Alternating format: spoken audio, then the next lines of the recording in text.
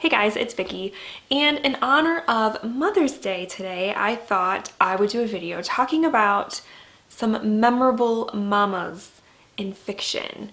Now that doesn't mean that they were necessarily perfect.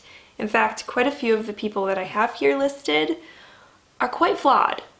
But I think that's what made their stories so interesting and why I remember them so much.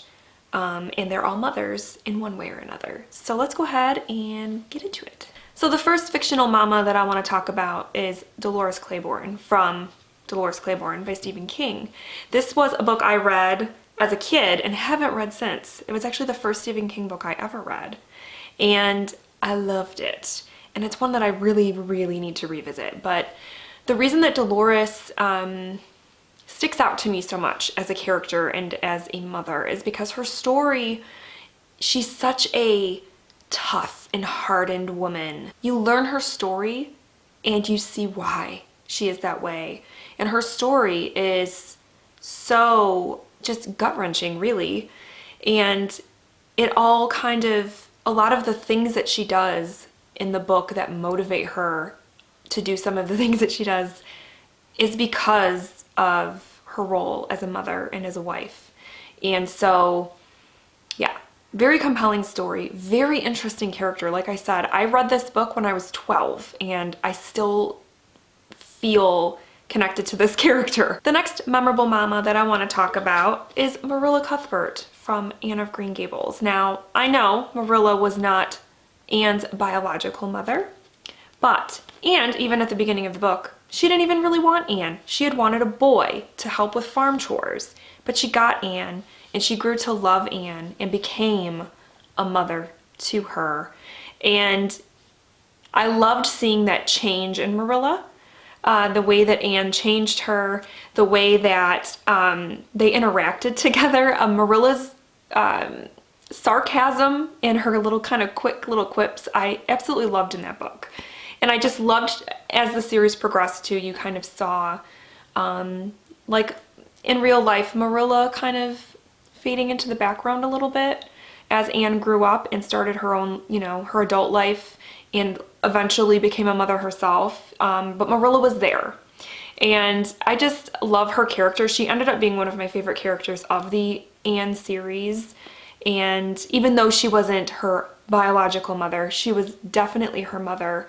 And I really loved her. The next mama I gotta talk about, and I don't think I could have made a fictional book mama list without having Marmee from Little Women on my list, because she is such a great character in that she has these girls, right? Raising these girls in wartime, and her husband is away at war, so she's having to do it alone. Which, I mean, let's be honest though, at that time most women were raising the kids alone anyway.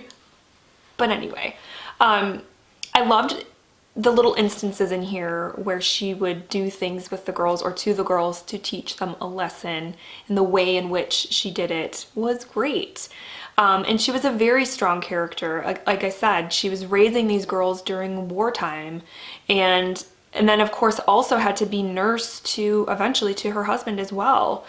And so she was a very, even though she's, she's not a very, I wouldn't say very prominent character, especially as the book progresses, but she sticks out to me.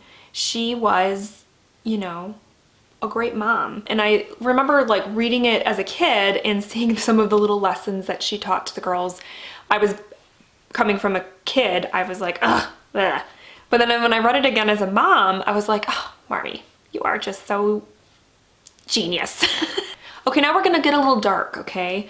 We've had some more kind of heartwarming, okay, Dolores Claiborne isn't heartwarming, but we're gonna go kind of back in that direction. And I wanna talk about Adora from Sharp Objects. And I'm gonna try to talk about her without being too spoilery, but she stuck out to me in this book. And this isn't even my favorite Gillian Flynn book, but Adora was such an interesting character. The way that she mothered her girls is a way, and her story is not one that you will forget once you've read this book. There were just things about her. She was this very kind of prim and proper Southern woman with that, Southern hospitality, but then she had these strange tendencies. The thing I remember the most was she would pull out her eyelashes in times of distress. Like, you know how some people bite their nails? She would pull out her eyelashes, which is just, oh my gosh, that's creepy. And then of course, like I said, one of the big things about her that you learn is having to do with her role as a mother, and the way that she differed in the way that she raised both of her girls was very interesting. So yeah, she was not perfect by any means, but she sure was interesting. The next fictional mom that I want to talk about that is memorable to me because she was a mother during wartime, and her instincts took hold not only with her own children, but with other people's children, and that is Vianne from the Nightingale. This is a World War II story, and in this story, Vianne is a mom, and she is in the midst of this horrible war where literally Nazi officers are living in her house, and she is doing all that she can to protect her children, and eventually also other people's children, which to me, it takes a lot to be a mother to someone, you know, to someone that isn't your own, you know. That's a whole other level to me. And I just loved that she stepped up and did that. And she was a true hero to me in this book. And her story especially, it just grabbed me. And I don't think I'll ever forget it. The next mom I want to talk about is one that is also a flawed mom, and it's because in this series she was grieving. She was in the depths of grief, and so her story to me was especially interesting, and that is Lena from the Lock and Key series. She is grieving the loss of her husband, and also she's also dealing with, I think, PTSD, because the circumstances under which her husband died were very traumatic for her entire family. And she's trying to deal with that. She's still trying to mother her children and to be there, but she's just really caught up in the trauma of what happened. And I found that to be so fascinating, and her character to be so just raw. And does she make mistakes in this book, in this series? Yeah. Does she have a drinking problem? Yeah. But then there's times where you're like, can you blame her?